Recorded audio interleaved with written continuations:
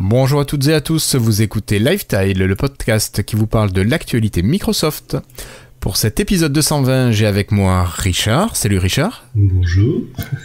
Toujours en forme? Oui, ça va, oui. Malgré les annonces actuelles, mais sinon ça va. On va dire qu'on laisse ça de côté pour l'instant et qu'on va se concentrer sur quelque chose de futile, l'actualité Microsoft. À côté de toi, Richard, ou à côté, ou peut-être un peu plus, beaucoup plus au nord, nous avons Florian, qui n'est pas dans sa voiture aujourd'hui. Ça change. J'ai cru qu'on allait faire un épisode en mobilité. Non, tu es à l'hôtel. Salut, oui, Florian. je suis arrivé à l'hôtel juste à temps pour l'épisode. Ça commence, c'est mieux. D'ailleurs, vous savez que maintenant, il y a des stats Google, et il m'a dit que ce mois-ci, j'ai passé 109 heures dans un hôtel. C'est quand même pas mal. D'accord. Pour cet épisode 220, on va vous faire le petit tour d'actualité de la quinzaine qui vient de se terminer côté Microsoft. Et je vous propose d'attaquer sans plus tarder avec des petites nouvelles de Windows 11. Alors on va commencer avec une info, Florian. J'ai pensé à toi quand je l'ai lu. C'est l'arrivée d'une barre des tâches pour tablette sur Windows 11. Donc une barre des tâches, enfin en tout cas un fonctionnement qui est pensé pour le tactile. Toi qui reprochais à Microsoft d'avoir oublié le tactile depuis qu'ils ont quitté Windows 8 en réalité. Ouais. Alors, toi tu as pu la tester ? Oui. Tu l'as testé sur quoi comme machine ? Sur Surface Pro ? Non, sur le j'ai un trou du nom du PC, le Dell qui ressemble à un Yoga là, celui qui se retourne, je sais plus comment il s'appelle mon Dell, mais d'accord. C'est... Et donc quand il se retourne, ton Dell, c'est l'XPS 13 ? Non, c'est pas l'XPS 13, mais c'est pas je sais plus quel nom que ça a, il y en a 50 000 maintenant de nos jours, mais c'est un similaire. C'est... D'accord. Donc quand tu le retournes, le clavier est déconnecté, il n'est plus pris en compte. Voilà, c'est ça. Et donc automatiquement la barre des tâches, elle se réduit, elle devient une toute petite barre des tâches qui fait une toute petite ligne en fait en bas. C'est Alors ça c'est le premier mode. Donc tu as une barre des tâches qui est complètement réduite, donc qui est quand même assez difficile d'accès au doigt, mais qui permet d'avoir plus d'écran utilisable. Mais tu peux la slider vers le haut pour la sortir. Voilà, tout à fait. Mais c'est ce que je voulais que tu nous dises. Parfait. Qu'elle a un deuxième mode qui est peut-être plus pratique pour le tactile. Alors Florian, tu nous décris ça, comment tu fais pour la slider ? Bah, tu mets ton doigt dans l'écran, tu montes et tu ramènes. En fait, c'est exactement comme si vous vous rappelez de la barre des charmes de Windows 8, ça marche exactement de la même façon que ça marchait à l'époque. Tu l'as l'amené depuis les doigts de ton écran, depuis le doigt de l'écran, et tu le fais l'amener. C'est exactement la même chose. Donc on rentre dans l'écran avec son doigt et donc on monte la barre des tâches. Et bon. C'est assez évident, c'est la même chose qu'on fait pour le centre de notification, pour tout ça, c'est assez naturel au final. La seule chose que j'ai envie de dire, c'est que vu que ça vient du bas, moi je tiens mon PC par les côtés et je trouve que c'est pas... je me suis dit que j'aimerais bien la déplacer à gauche ou à droite, même si je sais que c'est... D'avoir le choix de positionner ta barre des tâches. Oui. Même si je sais qu'à droite, il y a déjà le centre de notification, mais c'est vu qu'elle est en dessous, je me dis, c'est pas... Tu tiens ta machine de droite à gauche et c'est pas le plus... Je trouve que c'est pas le plus simple d'arriver par en dessous en fait. Je sais pas si tu vois ce que je veux dire. Je comprends ton idée. Oui, je comprends. En fait, il faudrait que tu tiennes ta tablette par exemple main gauche et qu'avec ta main droite, avec ton pouce main droite, tu ailles lever la barre des tâches. Mais justement, je faisais le lien avec la barre des charmes de Windows 8 parce que la barre des charmes, c'était un peu l'équivalent de la barre des tâches disparaissait complètement, a été remplacée par ça sur Windows 8. Et elle était bien à droite, et ça, je trouvais ça très très pratique quand tu tenais ta... Oups, non, j'ai un PC. Désolé, j'ai un PC. Je fais tomber mon PC parce que je lâche. J'ai un petit PC fixe, moi. Et quand tu tenais ta tablette des deux mains, tu pouvais vraiment... C'était assez naturel. Et là, c'est pas compliqué à utiliser, mais je me dis que je préférais que ce soit à droite. Bon, après, voilà quoi. Ça reviendra peut-être. Oui. Richard, je te vois bidouiller sur ta machine. T'es en train de l'essayer ? J'essaye de le faire fonctionner, mais ça marche pas. Donc, il faut vraiment un PC où tu as le clavier détachable. Sinon, il s'activera pas par défaut. Une Surface, par exemple. Une Surface Pro. Ah oui, j'ai pas vu ce que tu avais. Mais t'as la dernière version Insider ? Oui. Là, il est en train d'installer la toute dernière version là, qui est parue il y a quelques heures. Là, mais alors peut-être que c'est... En dev ? La toute dernière version. En dev ? Je sais plus en quoi je suis. Non, je crois que c'est celle où il y a le plus de mises à jour possible. Ouais, en dev, ouais, d'accord. Bon, normalement, c'est celle d'il y a 2-3 jours qui est sortie. Après, bon, à voir. Normalement, il n'y a pas de A/B testing dessus, là. Je crois pas, écoute, j'en sais rien, mais je crois pas. Il y a ce petit côté, on retourne à prendre en compte les utilisateurs tactiles. Bon. Ça peut être sympa. Par contre, gros warning, ils ont refait la barre des tâches, le code de barre des tâches, ils ont fait évoluer énormément le code de barre des tâches pour ça. Et c'est, ils annoncent déjà sur le blog post que par exemple tu fais un clic droit sur la barre des tâches, tu peux planter très régulièrement. D'accord. Et moi j'ai envie de te dire que elle plante mais 3-4 fois par heure ma barre des tâches. Donc ah oui. je m'en fiche, hein, c'est le but du truc. Moi j'aime bien qu'ils nous envoient des trucs à tester, pas fini. Mais bon, allez pas vous amuser. J'ai envie de dire aux éditeurs de pas voilà quoi. C'est pas utilisable encore, on va dire. C'est un concept. Enfin, pour l'instant c'est une bêta. C'est vraiment une bêta. Oui. Ben, là, on est quand même sur le canal d'Insider. C'est le but, donc, mais bon, je le dis quand même. Tous ceux qui l'utilisent le savent. Ouais, non, mais ce sont des ils sont censés le savoir, mais sur Reddit, t'as des gens qui râlent, ça marche super mal. Enfin, voilà quoi, c'est classique. Oui, mais c'est normal. Oui. Enfin, ils sont là pour ça. Hein. Ouais. Il y a un temps où justement les insiders ils avaient pas beaucoup de nouveautés et il fallait véritablement attendre la version finale pour donc faut savoir ce qu'on veut quoi. Oui, les gens râlent quoi qu'il arrive de toute façon, mais c'est pas les mêmes gens je pense qui râlent. Oui, non. Il y a un roulement. Voilà, c'est ça, tout le monde râle mais à tour de rôle. OK. On va enchaîner avec des nouveautés qui sont arrivées sur Windows 11 mais plus en version grand public cette fois-ci. Bon, des nouveautés dont on avait déjà parlé, hein. Principalement, on a, alors uniquement pour les États-Unis actuellement, l'arrivée des applications Android grâce à l'Amazon Play Store. Voilà, bon, on a parlé de l'intérêt qui peut être quand même assez limité de faire tourner nos applications Android sur un PC. Bon, moi je préférerais encore les streamer comme on pourrait faire avec Your Phone. Ça m'intéresserait plus à la rigueur. Oui, comme ça, je conserve mes paramétrages du smartphone. Ouais, c'est vrai. Après, t'as pas toujours. Il faut bien voir que le stream, déjà, c'est juste pour Samsung, parce qu'ils ont été obligés d'ajouter un truc customisé dedans. Donc, oui, je sais. Voilà. Et. J'aimerais bien que ça arrive pour tout le monde sur Android. Et également, même moi, j'ai un Galaxy S20. C'est pas. La vidéo, quand vous regardez la vidéo de la démo là où c'est magnifique, il lance le stream de l'application et tout ça, en réalité c'est pas du tout aussi fluide que ça. C'est tu sens que t'es pas sur ta machine. Hein. Tu sens que t'es pas en et même régulièrement, tu sais, quand tu lances une application, par exemple, la première fois que tu lances l'application, tu te dis va sur ton téléphone, autoriser le streaming, tu vois, à chaque fois. Et ça c'est pénible ça. Et ça, après, une fois que tu l'as fait, c'est bon pour 1 heure ou 1 heure ou 2, mais au bout de 2 heures, tu recommences. Et c'est pas du tout. Et je trouve que. Il donne. Quand tu vois les vidéos de présentation, ça donne l'impression que c'est un truc qui donne l'impression que c'est du natif.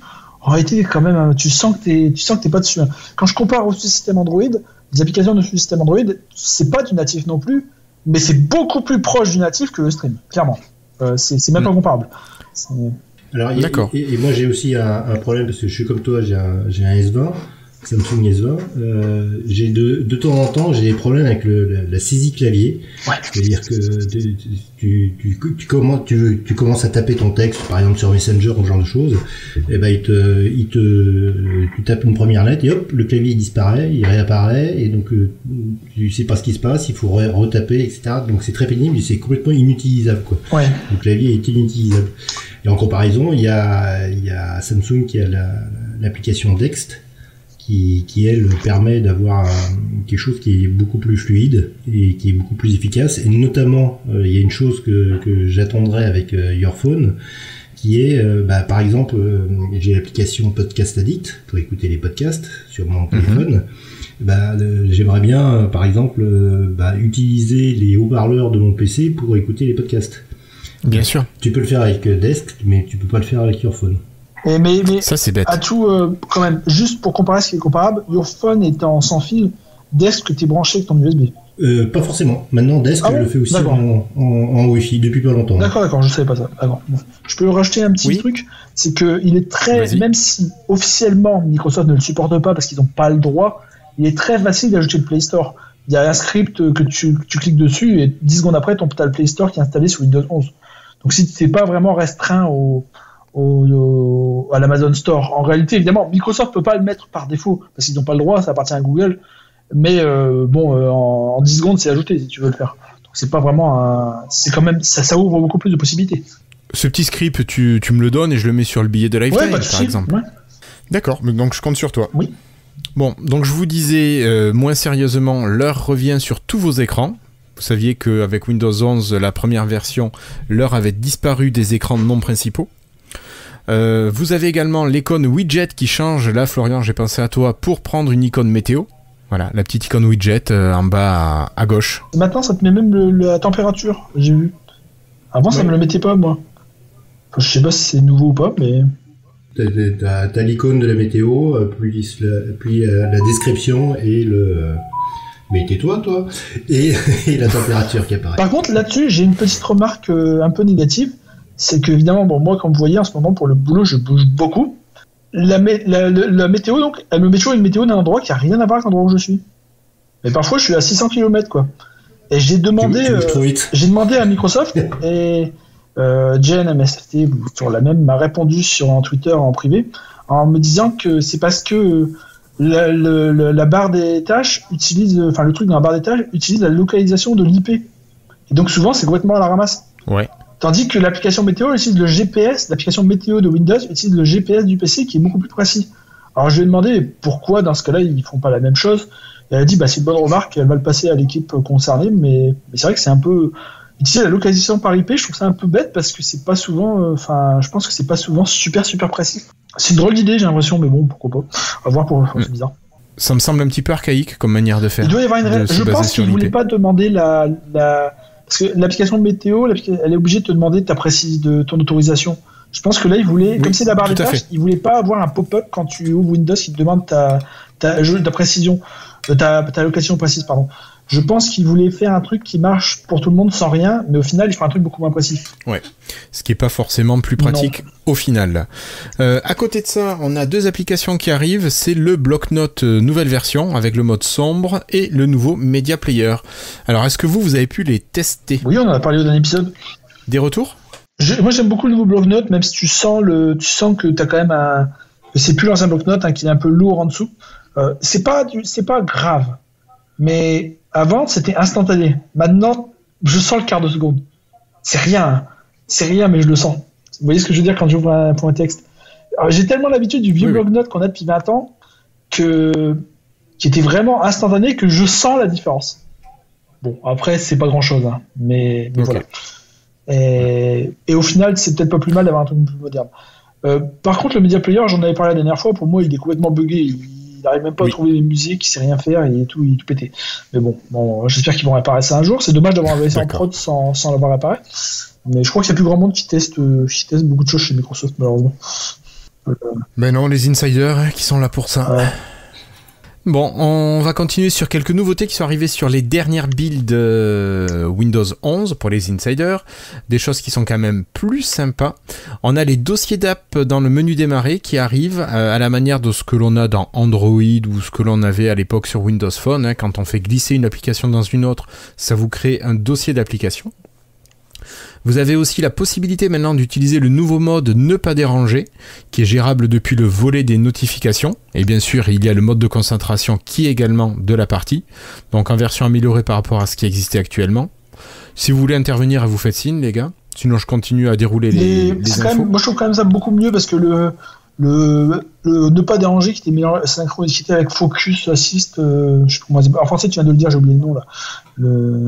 Assistant de concentration. Le mode de concentration. Les deux ensemble c'était un peu bizarre parce que finalement c'est pas le même but. Il y en a un c'était vraiment quand tu voulais pas avoir de notification et l'autre c'était quand tu veux travailler.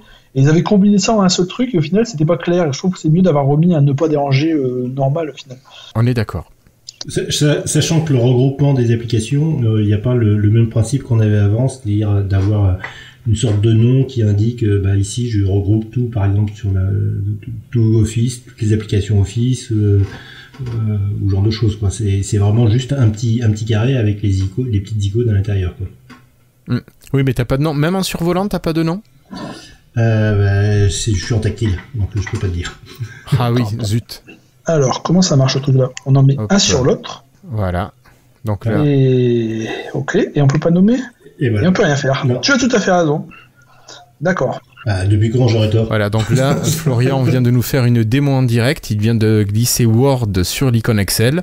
Donc on se retrouve avec un petit carré qui reprend les icônes en miniature de Word et d'Excel, mais il n'y a aucune action possible. À la rigueur, tu dois pouvoir dégrouper tes applications en tirant Word, par exemple, en dehors du... Voilà, exactement. Mais sinon, vous ne pouvez pas donner de nom de groupe. Ouais. C'est un petit peu dommage. Bah oui, c'est un peu... C'est pas non plus quelque chose d'exceptionnel. Ouais. Et donc, ça permet de mieux ranger ses affaires. Et donc, tout ce qui est Focus Assist, maintenant, c'est là, tu vois. Maintenant, ils l'ont mis directement ici dans la barre des tâches. Tu as Focus Assist qui est directement intégré là. Donc, si tu veux prendre du temps pour travailler et pour avoir une notification, tu peux envoyer ça directement depuis la... Donc, vous avez un bloc qui vous redonne la date. Vous avez le bouton Focus et vous pouvez choisir le nombre de minutes. Alors, c'est des paliers de combien? D'un quart d'heure à chaque fois? C'est par 15 minutes, oui. C'est par... La traduction de Focus, c'est mise au point. Ah ouais, ils ont foiré quelque chose, c'est un peu, mais ça c'est classique. Ouais, ils ont raté quelque chose. C'est Bing, malheureusement, il est bête, hein, si tu veux. Ouais, il y a des fois, il peut faire des belles traductions. Là, il s'est complètement raté, il a pas compris le thème. Bon, ça arrive. Bon, allez, on va continuer.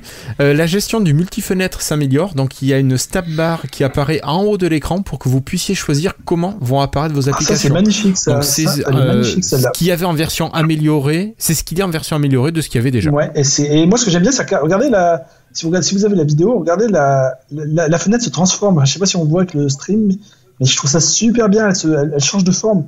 Et c'est vraiment une petite animation. C'est pas. C'est plein de petits trucs comme ça qu'ils ont jeté également dans la version Windows 11 qui rendent l'OS plus joli.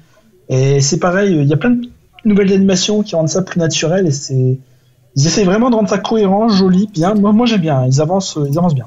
Alors pour ceux qui écoutent en podcast, faut imaginer que lorsque vous allez cliquer sur le bandeau, mince, j'ai mangé le nom, le bandeau de l'application. On clique pas dessus, hein, on amène sa fenêtre dessus, on pose sa fenêtre, on glisse sa fenêtre vers le haut. Oui, mais tu cliques et tu laisses cliquer et tu vas amener vers le haut de l'écran et là, tu as l'organiseur de fenêtre qui apparaît. Oui. Voilà, la barre de titre, merci Florian. Donc vous amenez cette barre de titre jusqu'en haut et vous allez pouvoir la glisser sur une des parties qu'on vous propose et vous voyez en version floutée la zone où va se déposer l'application si vous relâchez votre clic gauche. Voilà, c'est ce que vous aviez quand vous étiez sur le bouton mettre en plein écran. Si vous laissiez votre souris sur le bouton mettre en plein écran, vous aviez déjà cette possibilité qui existait. Et je peux vous dire qu'en tactile, ça prend encore plus de son sens. C'est vraiment mais sûrement. Ça sera sûrement beaucoup plus simple en tactile. Ouais, c'est vrai. Donc ça, c'est une belle petite mise à jour qui arrive. Le gestionnaire des tâches qui a une nouvelle version avec le thème sombre. Bon, ça, on en a parlé, je crois, il y a 15 jours. Et peut-être des nouvelles gestures pour Windows 11. Donc on peut désormais glisser depuis le bas de l'écran pour faire apparaître l'écran démarrer. On peut glisser à l'intérieur du menu démarrer pour faire défiler les pages. On peut glisser depuis en bas à droite pour faire apparaître les paramètres rapides. Et on peut enfin glisser depuis la droite pour dévoiler le panneau de notification. Donc ça, c'est les gestures dont tu parlais tout à l'heure, Florian. Oui. Et par contre, quelque chose qui est très intéressant, c'est que maintenant, j'ouvre les trucs sans le vouloir maintenant avec mes gestures. Ce qui est intéressant, c'est qu'avant, vous voyez, lorsqu'on ouvrait le centre de notification comme ça vers ce que je viens de faire sur mon PC, donc depuis la droite, eh ben, on refaisait un depuis la droite pour le fermer. Ben, maintenant, c'est plus le cas. Il faut le faire depuis l'intérieur, depuis la gauche vers l'extérieur pour le renvoyer. Vous voyez ce que je veux dire? Donc t'as un vrai geste. Ouais, t'as le geste pour l'amener de l'extérieur vers l'intérieur pour le faire apparaître. Et dans l'autre sens pour l'envoyer dehors. Et ça me troublait énormément parce que depuis Windows 8, c'était le même geste pour les deux. Et j'ai du mal à perdre le mémo technique en fait. Mais bon, c'est pas grave, ça viendra. Mais c'est plus logique. Hein. C'est vrai que c'est plus logigique, mais par contre, tu vois, tu le rentres pour le faire apparaître et tu l'envoies dehors pour le faire disparaître. Par contre, pour la barre des tâches, cette fois, c'est dans les deux sens pour l'envoi. Enfin, il faut toujours ils ont fait l'inverse pour la barre des tâches, la nouvelle barre des tâches. C'est le même geste pour l'envoyer et le sortir. Donc, je crois qu'ils rendent ça cohérent à peu près sur le long terme. Oui, il faudrait choisir tout le temps soit le geste naturel ou bien tout le temps la même action. Pour ceux qui ont la visio, je sais pas si vous voyez encore mon écran, mais j'ai montré la nouvelle barre des tâches quand je suis passé en mode tactile, j'ai enlevé le clavier là. Et là, ce qui se passe, hop, voilà la petite barre des tâches en bas. Et voilà. Et une petite info là que j'ai pas dite, que j'avais pas noté, mais c'est que vous avez le bouton d'utilisation du micro, enfin une icône d'utilisation du micro qui apparaît dans la barre des tâches pour vous signaler qu'il y a une application qui utilise le micro. Ça fait quelques semaines ça, mais oui. Oui, mais on n'en avait pas parlé encore jusque-là. Là, j'y pense parce que je le vois sur ton écran. Oui. Voilà, bon, petite information. Allez, on continue avec des mises à jour qui devraient être plus fréquentes sur Windows 11. Alors ça, on en a quand même parlé, on a vu que Microsoft avait coupé certains de ses process en plusieurs sous-process, comme par exemple la barre des tâches, le gestionnaire des tâches, ce genre de choses. Mais on a aussi l'utilisation du store qui peut permettre de faire des mises à jour. Donc on peut imaginer que les mises à jour vont être plus fréquentes, plus régulières, en tout cas pour des petits ajouts ou des mises à jour de fonctionnalités particulières. Et on ne serait pas obligé d'attendre les mises à jour majeures comme c'est actuellement le cas pour les mises à jour d'importance. Oui, on en avait parlé aussi rapidement la dernière fois, je crois, les nouvelles façons de mettre à jour. Oui. En fait, ça fait depuis Windows 11 que Microsoft a changé sa manière de gérer les mises à jour sur ses OS. Bien sûr. Et d'ailleurs, concernant les mises à jour, je saute dans le conducteur tout à fait à la fin. Là. Ils sont en train de mettre en place un système pour déterminer à quel moment est le plus opportun au niveau consommation électrique pour télécharger les mises à jour. C'est-à-dire que si votre ordinateur est connecté et a accès à des informations de consommation électrique, donc il y a un certain nombre de sites qui fournissent ce type d'informations, ils verront que c'est plus judicieux d'attendre telle heure ou telle heure pour télécharger et donc avoir une consommation électrique un petit peu plus importante parce que vous faites un téléchargement pour le Windows Update, quoi. Donc on aura des mises à jour qui sont plus green. Ouais, alors en France, je sais pas si ça aura vraiment un impact avec l'énergie nucléaire, s'il y a vraiment un moment où c'est plus intéressant, si c'est plus green de télécharger qu'à d'autres. Bon, si ça peut être efficace quelque part, tant mieux. Ouais. Mais je suis un peu sceptique quant à cette option. J'aimerais bien la voir en détail et mieux la comprendre.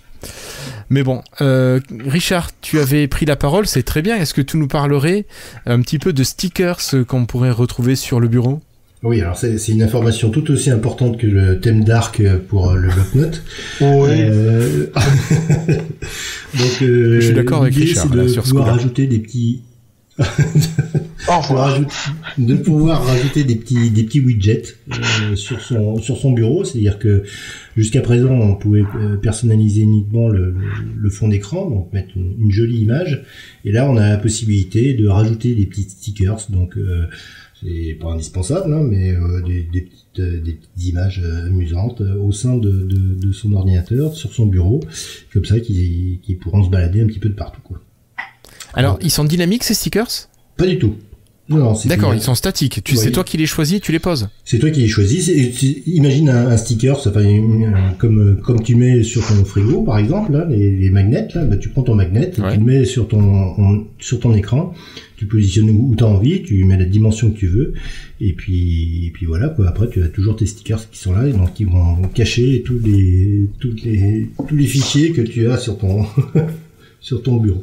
C'est exactement ça en fait. Apparemment ils veulent que il y a des. Je disais qu'il y a des gens qui disaient que c'était pour ça, c'était parce qu'il y a trop de gens, ils mettent plein de stickers sur leur PC, ils disaient que comme ça ils peuvent les mettre virtuellement plutôt que de façon réelle.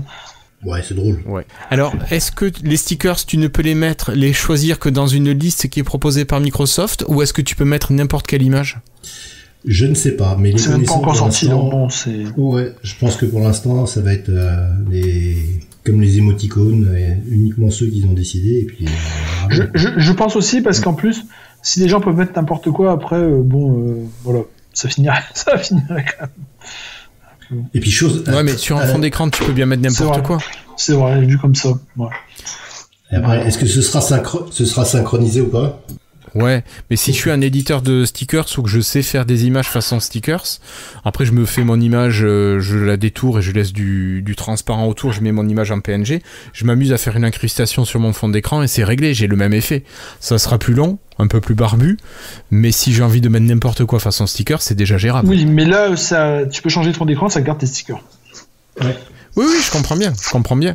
Mais après, avec un système de calque, ça le fait aussi. Hein. Oui, bien sûr. Bon, allez, hop, ça c'est juste pour ma mauvaise foi. Et on va passer à la partie Microsoft. pour la partie Microsoft, je voulais revenir un petit peu sur les applis Android sur Windows 11, là dans la nouvelle version de Windows 11, où les restrictions techniques sont quand même, je trouve, hyper drastiques. Alors, Microsoft demande quand même que vous ayez un CPU soit Intel de 8e génération, ou bien un Ryzen 3000 ou plus quand même, ou bien un Snapdragon de catégorie 8C. Donc les 800 et quelques, donc des processeurs quand même qui ont de la patate.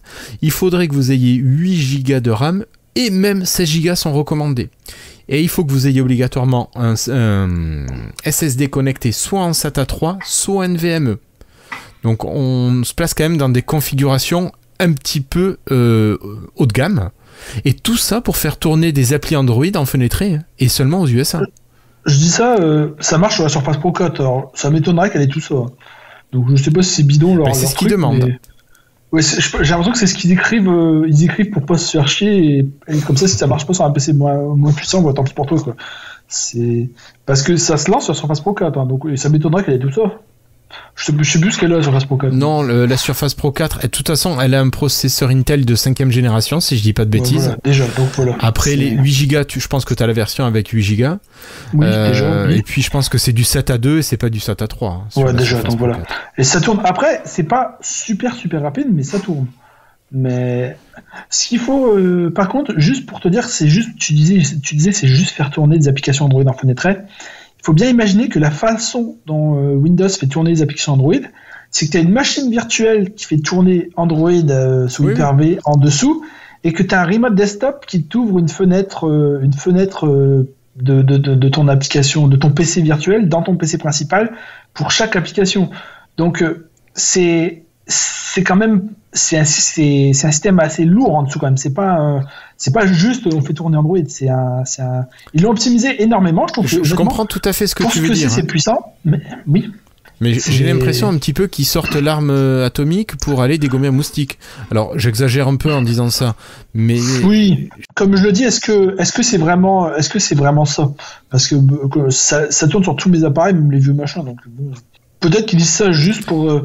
Ça veut dire, imagine quelqu'un débarque en disant bah c'est lent, bah ils disent bah t'as pas le PC qu'il faut, tant pis pour toi, quoi.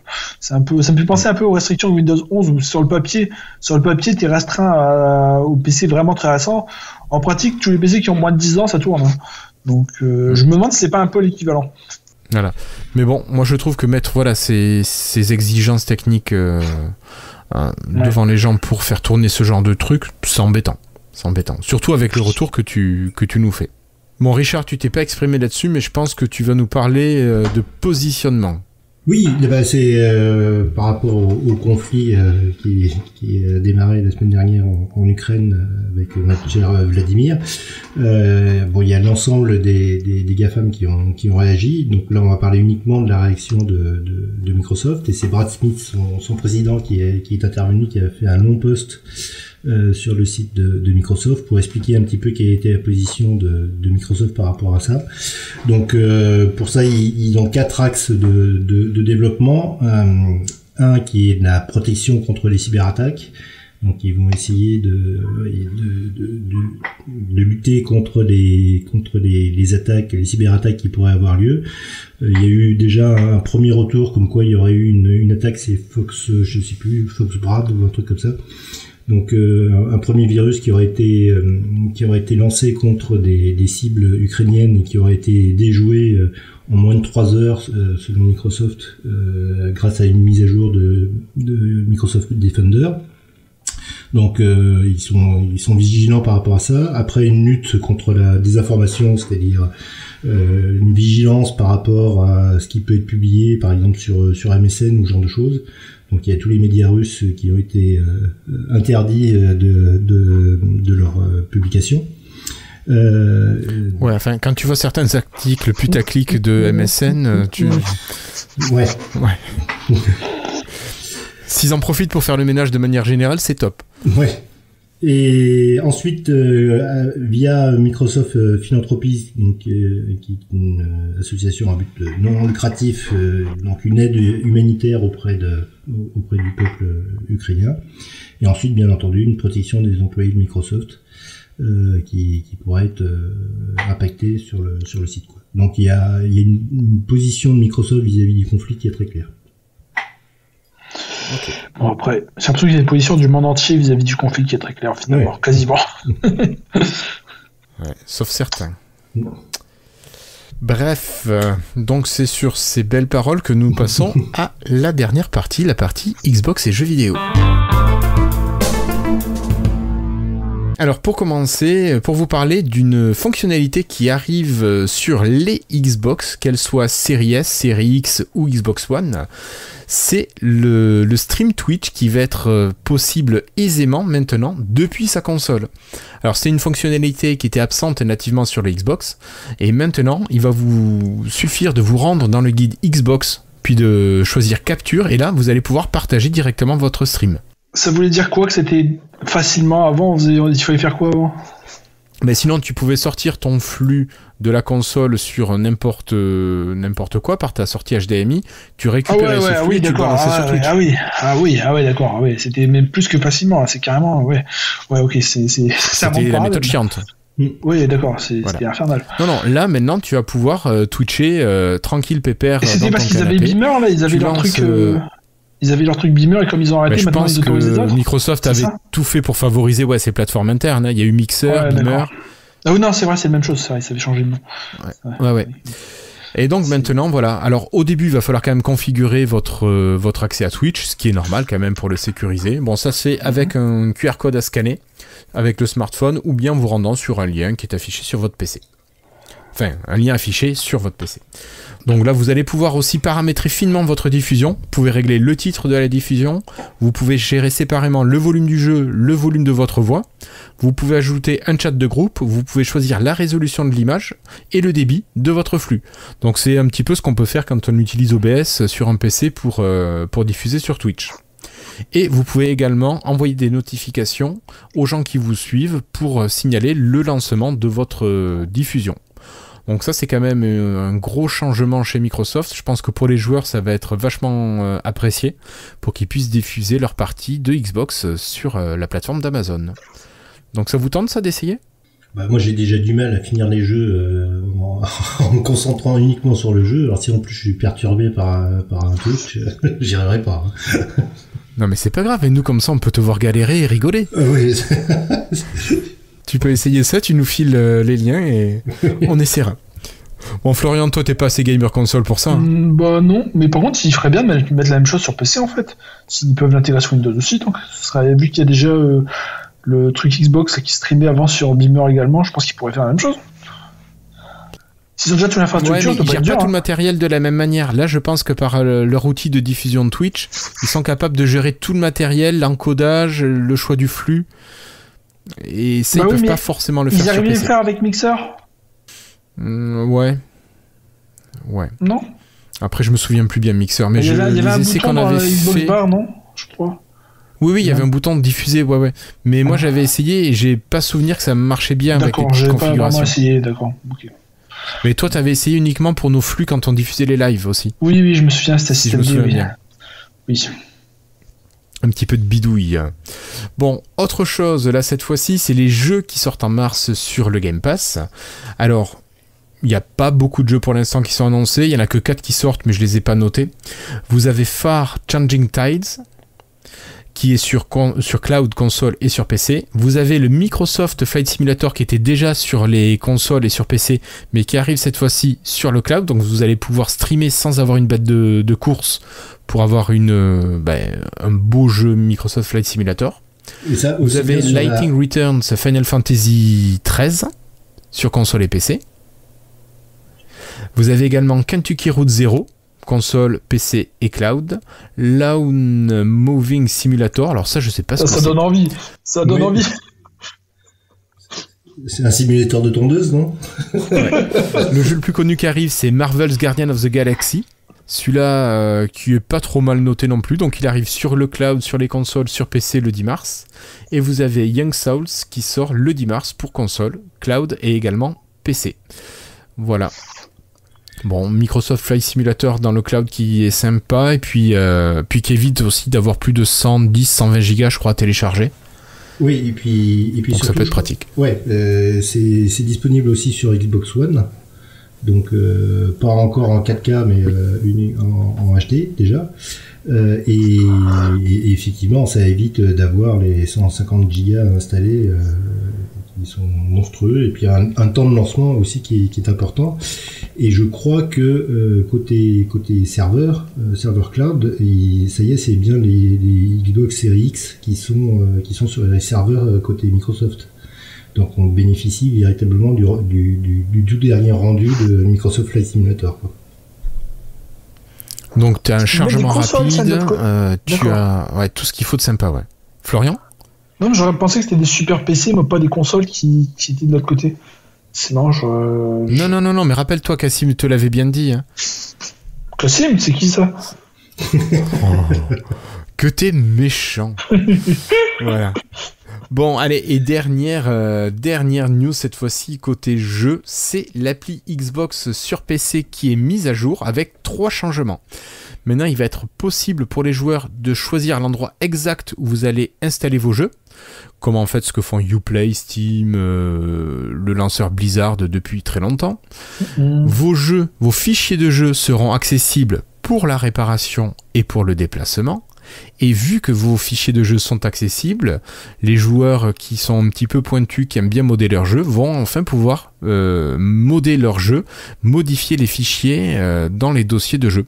Donc je sais que les joueurs de Minecraft modent souvent ce jeu. Donc c'est un truc qui peut les intéresser facilement. Je sais pas vous, si vous bidouillez vos jeux comme ça ? Pas du tout. Bah, Richard, ça m'étonne pas par contre. Florian, peut-être si. Ouais, c'est un peu au-delà des jeux. J'ai envie de dire, c'était vraiment le problème de tout ce qui était WP qui était aussi utilisé pour les applications Xbox, et c'était un package que tu pouvais pas vraiment éditer. Je me souviens, moi, quand Slack à l'époque il n'y avait pas de thème dark, tu étais obligé d'éditer les fichiers, tu pouvais pas le faire sur WP facilement parce que c'était un package. Oui. Et en fait, ils reviennent en arrière sur ce modèle-là un peu à tous les niveaux. Que ce soit pour les applications ou pour les jeux, ils reviennent sur une installation beaucoup plus classique. Et bon, après, ça a des avantages, parce que c'est plus modable, mais ça a aussi des inconvénients, parce que ça veut dire que tu peux casser ton truc facilement, alors qu'avant, tu ne pouvais pas la casser. Donc, bon, mais de toute façon, le choix a été fait. Hein, tout ce qui est WP, je crois, c'est mort et enterré. Donc voilà, maintenant, ils reviennent un peu sur le classique. Et je pense que c'est pas plus mal, parce que finalement, les gens... qui achetaient la version Store, ils se retrouvaient au Store ou l'application Xbox, c'est pareil. Ils se retrouvaient avec une version qui était un peu inférieure parce qu'ils pouvaient pas faire la même chose que ceux qui avaient acheté la version Steam et tout ça. Donc bon, j'imagine que ça faisait de la frustration pour les gens qui l'avaient acheté.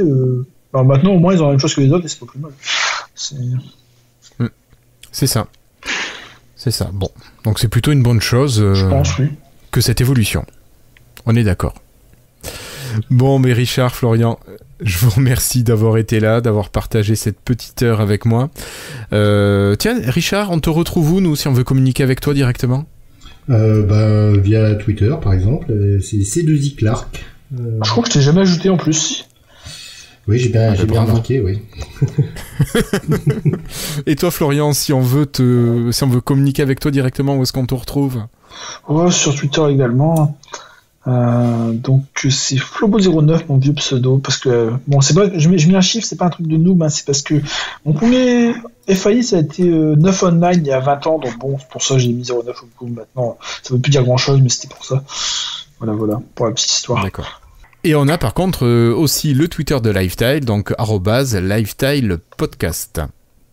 Et vous pouvez bien sûr nous laisser des commentaires sur le site de Lifetile ou sur la chaîne YouTube, ça sera l'épisode 220 dans les deux cas. Donc encore merci à toi Richard, encore merci à toi Florian. Je vous propose de nous retrouver d'ici une quinzaine de jours pour l'épisode 221. D'ici là, portez-vous bien et à bientôt. Salut, ciao.